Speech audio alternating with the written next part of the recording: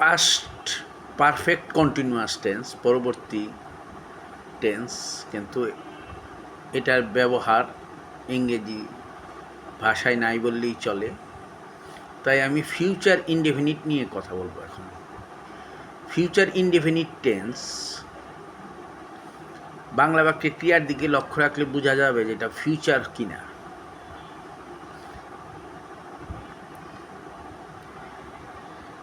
তোমরা ফুটবল খেলিবে, এটাকে ফিউচার বলা যায়, এখনো খেলে নাই, খেলবে, তাই না? তোমরা আগামীকাল ফুটবল খেলিবে, তোমরা আগামীকাল জাতীয় স্টেডিয়ামে ফুটবল খেলিবে। এভাবে করে সেন্টেন্সগুলি কিন্তু পর্যায়ক্রমে বড় করা যায়।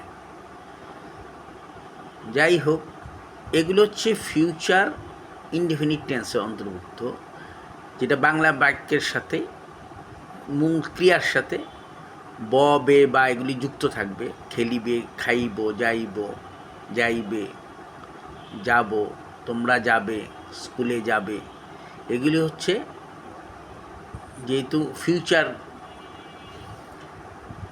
এটা দিয়ে বোঝা যাচ্ছে ভবিষ্যৎকাল, এবং এটা স্বাভাবিকভাবেই শুধু ক্রিয়ার সাথে যুক্ত থাকে। ব খেলিব, এই বটা না থাকলে খেলি হয়, তাহলে প্রেজেন্ট ইনডেফিনিট টেন্স হয়ে যায়। হ্যাঁ, নর্মাল পজিশনে ফিউচার বলতে যেটা বোঝায় সেইটুকুই ক্রিয়াটার সাথে যুক্ত থাকবে, সেটা হচ্ছে future indefinite tense.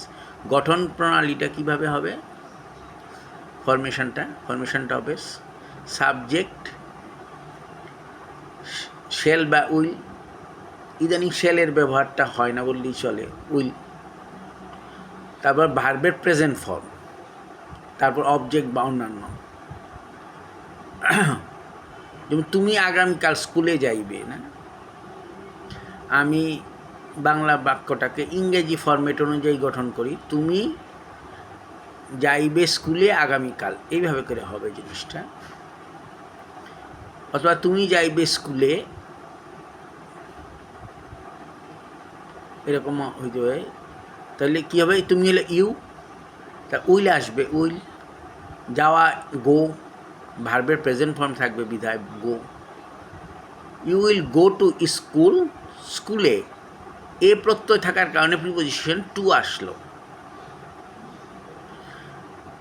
You will go to school tomorrow, ইংলিশটা এরকম হবে।